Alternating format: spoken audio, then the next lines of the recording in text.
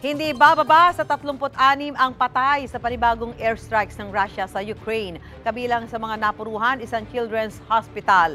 Yan at iba pa sa UB Express Overseas.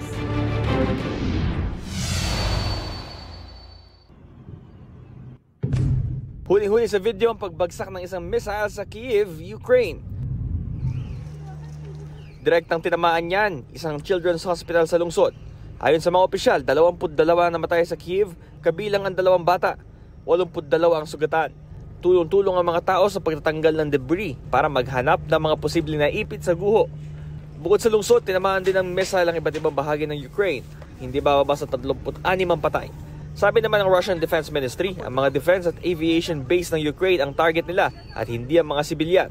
Kinondena ni Ukrainian President Volodymyr Zelensky ang pag-atake ng Russia at sinabing gaganti sila. Pahirapan ng rescue operation sa landslide sa Sulawesi Island sa Indonesia. Paglalakad lang daw ang tanging paraan para makarating sa lugar ayon sa isang local rescue agency. Hindi bababa sa 12 na matay sa pagguho ng lupa sa minahan ng ginto nitong Lunes kasunod ng ilang araw na pag-uulan.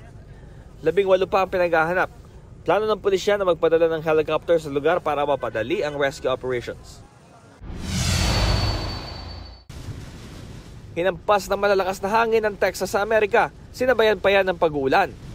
Naglandfall na kasi sa estado ang Hurricane Beryl na naminsala sa iba't ibang bansa noong nakaraang linggo. 2 ang nasawi. Ayon sa US National Hurricane Center, humina na ang bagyo kumpara sa mga nagdaang araw. Nag-issue pa rin ng flash flood warning ang mga otoridad sa iba't ibang bahagi ng Texas. Kinansela na rin muna ang mga klase at biyahe ng mga eroplano. Pinalilikas na rin ang mga nakatira malapit sa dalampasigan. Ito ang unang balita, Bam Alegre para sa GMA Integrated News. Mga kapuso, para una ka sa mga balita, mag-subscribe sa GMA Integrated News sa YouTube. Sa mga kapuso abroad, subaybayan niyo po kami sa GMA Pinoy TV at sa www.gmanews.tv.